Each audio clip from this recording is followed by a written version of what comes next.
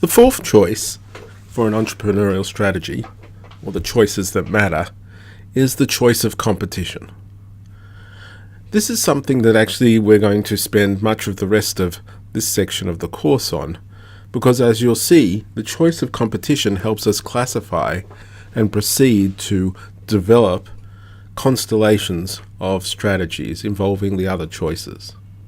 But for the moment, we'll just focus on that choice itself, and what does it actually mean to choose your competition? There are two aspects to this. The first is choosing when to compete. Do you choose to focus your competitive energies now in the hope of taking a future prize? Or do you compete in certain ways now, expecting to be having to compete and compete intensively into the future? Which one do you choose? Second, who do you compete with? In many respects, you often think, for an idea or a product, they have natural competitors. But in fact, there is a big choice element, especially for entrepreneurial firms, in how they develop their products and whether they end up competing head-to-head with established firms or in fact choose to cooperate with them.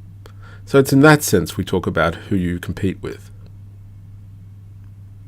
To illustrate all of this, let's watch a movie now illustrating a new product. Well, it's a product from about 5 years ago, actually, so that we can think about the competitive choices that a particular startup firm faces. This is the Copenhagen Wheel. It turns your ordinary bicycle into a smart electric hybrid by simply replacing your back wheel. Connect it to your smartphone, download the app, and you're ready to go. Bicycles are a great way to move around, yet sometimes distances are too long, hills can get in the way, and hard journeys to work may leave you covered in sweat. The Copenhagen Wheel is here to change all of that. The technology was developed over several years at MIT, together with the city of Copenhagen, one of the world's most innovative places for cycling. Its original inventors licensed the technology and founded Super Pedestrian, the startup where we are now working around the clock to bring the wheel to you. Like the best riding companion, the Copenhagen Wheel learns how you pedal and integrates seamlessly with your motion. It captures your energy when you brake or go downhill, and gives you a push when you need it, with 3 to 10 times your regular foot power. It's easy. Ride it just like a normal bike. As you pedal, the motor automatically kicks in, with no additional throttles or buttons. All technology for the Copenhagen Wheel is contained within the red casing, including motor, removable batteries, wireless connectivity, smart locking, multiple sensors, and an embedded control system. Use your smartphone to customize your ride, monitor your physical activity, gather information from your environment to share with your friends and fellow cyclists. And if you're a software developer, you can even create your own biking apps.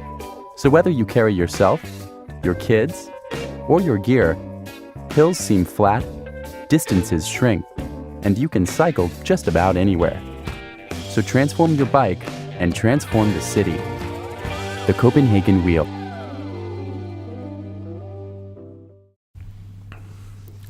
So the Copenhagen Wheel is the sort of product that somebody comes up with, grounded in an idea. How can we use electronics and electrical motors and smart devices to make something like riding a bicycle easier to do? And obviously there's all sorts of great reasons one might want to do that.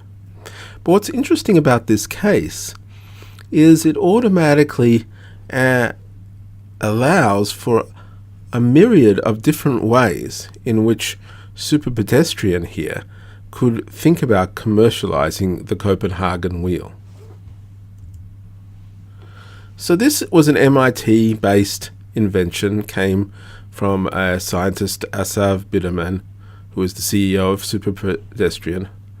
And as you can see, it's got a lot of elements that basically make bicycles smarter, but more importantly, more effective. The key thing about it is that there are multiple commercialization paths, and why we choose this case to illustrate it is these are a bit easier to understand why the same idea can go in different directions. For instance, you could take this essentially augmented bicycle wheel and you could license that technology to bicycle manufacturers who would then take that technology and integrate it into their own products. So it would be a pure technology play. Now the advantage of that is that those firms can tailor it to their specific needs and may be able to add some additional developments on it, etc. And those benefits would flow back to Super Pedestrian. The con is obviously the role for Super Pedestrian is confined to the pure technology play. May or may not be a con, but that's what it's choosing to do in that case. You could also have a situation where you take the product and you use it to establish a broader platform. All of a sudden you have all this sensors and other devices and interconnectivity being put onto bikes. Well, there may be all manner of other things that might come from that in terms of building out a community, traffic control, exercise, etc. So you could use it as a platform to build a smart bike community. And that might be an entirely different play. At its core is the idea of having a smart bike, but how does it present value to consumers might be very different. You could, of course, forget supplying just the technology to bike companies. You could supply them with wheels. That would allow you to manufacture those wheels, and to the extent that a Copenhagen wheel was a couple of $1,000, that allows bike companies to mix and match whether they put it into their products, promote them, etc. Or alternatively, I guess this would also allow you to supply wheels directly to consumers who already have a bike that they love. And that way they can have the Copenhagen wheel, but on their favorite bike. And one imagines there are all reasons why this might be the case. And then finally, you could say, oh, well, this is our opportunity to rethink what the bicycle is altogether. And so they might build out their own new bike. They might have a crowdfunding campaign and other things. And so they might say, forget all these other bikes. We are going to be the bike, and we will take the wheel and we'll build on a bike, and we'll think of different ways that bike might be configured now that we have a wheel. That means that consumers can more efficiently use a bike. And so that's another way one could conceivably go. All these represent different commercialization paths, but you can see in each of them they represent different people, different entities that Super Pedestrian would be competing with. In licensing to wheel manufacturers, they're cooperating with all of them. In supplying the wheels to the bike companies, they're cooperating with bike companies. Whereas if they choose to have a crowdfunding campaign to rethink the bicycle, they're going to be competing with all of them. If they choose to build a smart bike community, well, they have to sort of cooperate and compete with them at the same time, because these bike companies may want to do that as well. And so there's different modes of competition that could be arising from all of this. So how can you choose among different alternative commercialization strategies? Well, that's basically what our broader question's all about. But in the context of competition, it arises in a situation where there's a strong force. The force is that of creative destruction. Most significant innovations have the quality that they create something, but they also displace, cannibalize, or destroy what went before them. What that means is there's always a sense in which a new technology is competing with an old technology. And so that means that whomever is benefiting from that old technology, it may or may not have an alignment with the newcomers.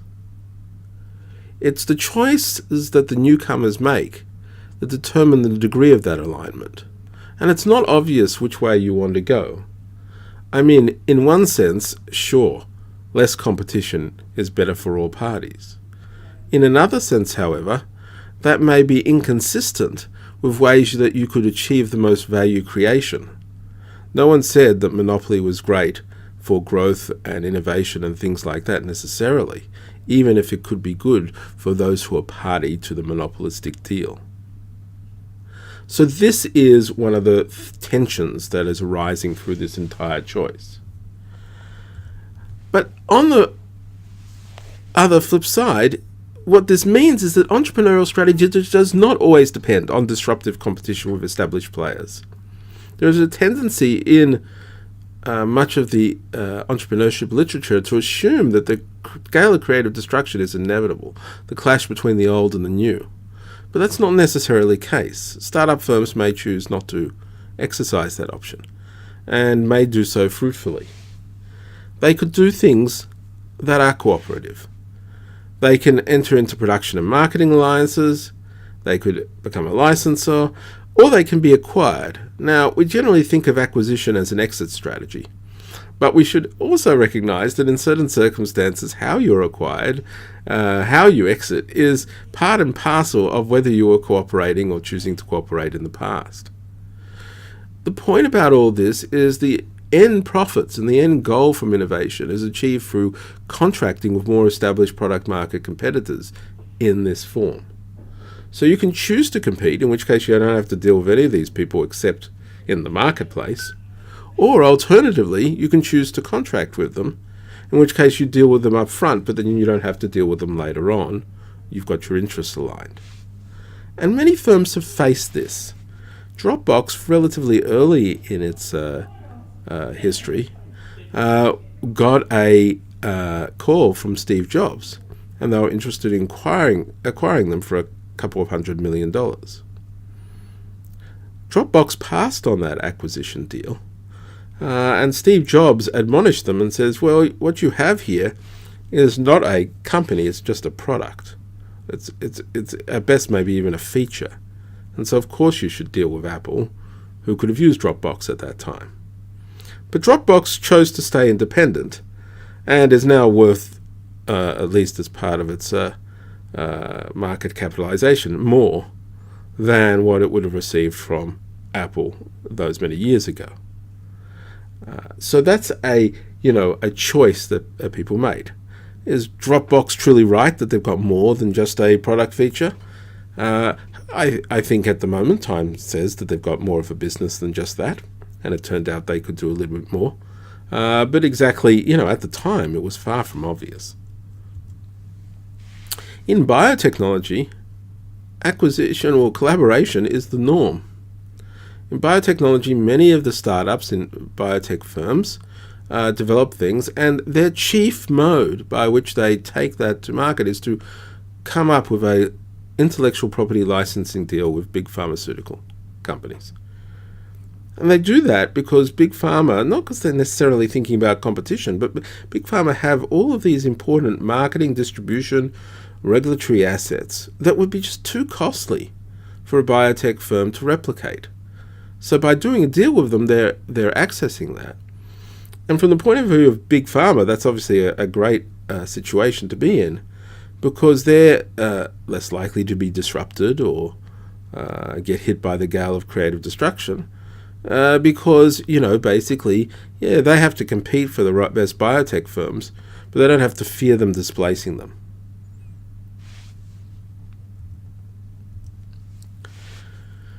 So, in this choice of competing with established firms versus competing to partner with established firms, which is the best one to do, is really going to depend on circumstances, capabilities, and other things. But it's a choice. That's what we emphasize here. When you're thinking about other choices, as I mentioned earlier, it's when. And that's a choice between what we'll call control versus execution. What's control? This is control. That little dude down there has a great apple tree, producing unique apples. Why is he fenced it in? He's fenced it in because he wants to prevent anyone from stealing his seeds for that tree and being able to duplicate the apple or apple hybrids or whatever it is he had developed. And so he stands there with a cage and a shotgun defending it. Now, we have other means by which firms can choose to protect their innovations from appropriation by others. But the point of view in all of them, you have to actually exercise a choice to engage in them. And sometimes firms make very different choices. This is Alexander Graham Bell and Elisha Wood, two of the sort of inventors almost around the same time of the telephone. Bell filed his patent a few hours before Wood, and so his patent was secure. But what was interesting is that Elisha Wood ended up pursuing a different path to commercialize the telephone, working closely with Western Union. And in fact, Western Union offered Alexander Graham Bell in the late 1800s a laughable amount of $100,000 for the telephony patent. And everybody said, oh, well, why did they, obviously Bell refused, why did they offer them such a low amount? Must they have not seen the potential for the telephone? Well, it's not entirely clear. I think they maybe saw that the telephone patent might have low value, because Elisha Wood basically said, well, we think we can build this out, and it's going to build out around this patent, and we're going to have our own telephone system. Now, as it turns out, that was wrong. In the end, Western Union had to give Alexander Graham Bell a lot more to prevent that infringement and to effectively forestall on any competition that they might have had between them.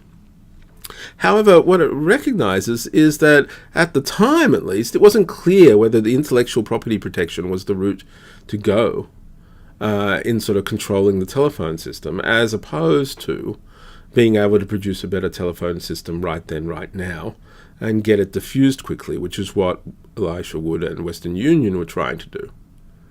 So it was a choice between control, that was the Bell strategy, versus execution, which is the Wood strategy. And it's interesting that we should talk about these things. They are distinct strategies, but there's a bit of a puzzle behind them. I mean, in a sense, execution and control are two sides of a path you can take to ensure that you can appropriate more in the future. Under execution, what you're doing is you're basically saying, I'm going to invest now in capabilities rather than what's termed a moat, and expect to be able to face competition in the future. And where I'll earn my money is by being of higher quality or lower cost than those future competitors. Now that sounds fairly exhausting. You have to continually innovate, you have to continually keep these capabilities up. But it does allow some advantages, which we'll see in a second. Control, on the other hand, is sort of a more straightforward proposition, and to tell you frankly, many business school professors, myself included, had a bias towards these sorts of strategies when dealing with entrepreneurship. The idea was that, where is your moat? Where are you going to build your moat? Well, it's nice. I mean, if you can take an innovation and you can build a wall around it and you can control everything, that would be good, but it's not free. Building a moat costs money, it costs time. Getting intellectual property protection and then defending it also costs money and time as well. That can slow down your time to market and could actually end up being the wrong way to go. So it's not very appealing to many entrepreneurs who just want to get on with it. Now, there are different trade-offs between these things, but the point here is both are legitimate paths, and for many inventions, you could do both. When you choose between investing in control versus execution, control is all about long-term appropriability, being able to make money in the future, like being able to invest now and have an annuity. It's part of the founder's vision to sort of take an entire market like that. And you have to spend a lot of time concentrating on how you're going to get value capture with key partners. Execution is all about time to market, getting to market quickly.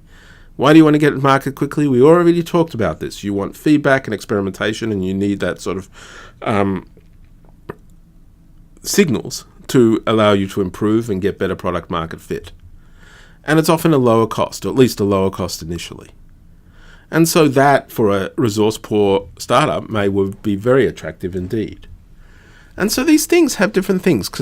Control is all about, things like trying to get a patent or trying to be able to build a moat by being a first mover. Execution is about having a superior product, lower costs, and investing in capabilities. The time per market for control is slow, for execution is fast. And the future returns for control, they're going to come because you have some unique assets that you can put into the market and no one else can control. That's hence its name. Versus the future returns to execution come from capabilities that the firm invests and reinvests in that are somewhat unique and scarce in the future. There's a bias against that sort of straightforward attempt.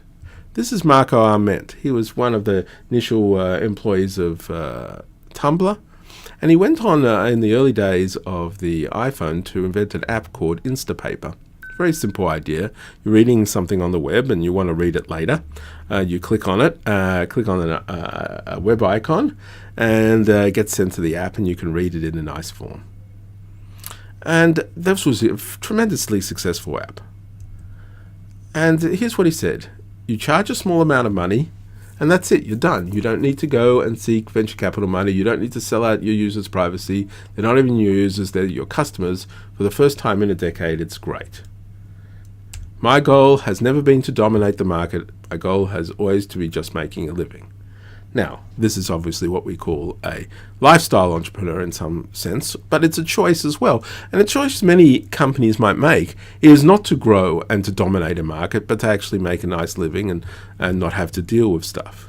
And it shows the scope of choices available. In the end, Instapaper was sold first to BetaWorks, and I believe now to others as well as it gets passed around. But that is a philosophy that is certainly legitimate for an entrepreneur to have. So that's in terms of how do you compete, with whom to compete. As I said, you can collaborate or compete with established firms. And in history, we've seen people make different choices. Nita Ruddock of The Body Shop chose to compete with existing cosmetic retailers and manufacturers for that matter. Microsoft initially and famously chose to cooperate. It was making software for and an operating system for IBM. It was not actually having its own brand name until later. And we saw this earlier. Sometimes with the same idea can have both of these things. Peapod collaborated, cooperated. Webvan competed in terms of bringing online groceries to markets. And there are different benefits for these things. The benefits of collaboration are you can enhance the value creation through partnership. You'll leverage their existing assets, like the pharmaceutical companies already have it, and you can access existing companies without having to go out and grab them yourselves. And of course, you're going to mute competitive pressure.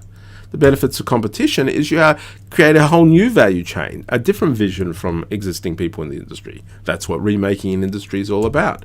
You create new capabilities and you serve different and new sets of customers than before, but you have to concentrate on establishing independent bargaining power because you're going to be in a competitive environment. So when do you compete? That's our choice between control and execution. Today for the market, or tomorrow in the market. Today, patents, proprietary networks, own key resources. Tomorrow, don't worry about IP, open platforms, and you have developed capabilities to compete that way. That's control, that's execution. Who do you compete with? Current incumbents or other entrants. Product market entry is when you enter, you're competing with everybody that's there. You have to use some tactics associated with that if you don't want them to crush you. And you have to develop assets yourself. If you're competing with other entrants, you can go for a licensing deal. It's very quick for you to scale, and you have to emphasize partnerships. That's compete versus cooperate. Now, what's interesting is that entrepreneurial ideas are often anchored in the choice of customer, technology, or identity. So customers, Facebook were choosing its customers, users initially. Avatech was a company choosing its customers to be able to measure snow avalanches. Choosing your technology, Google, Lytro, we've seen previously, were all based on particular technology choices of how they did their products.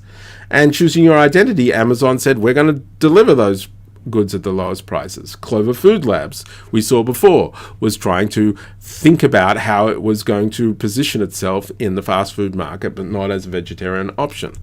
An entrepreneurial strategy, though, has these different choices that are anchoring it, but we would organize it often around choosing your competition.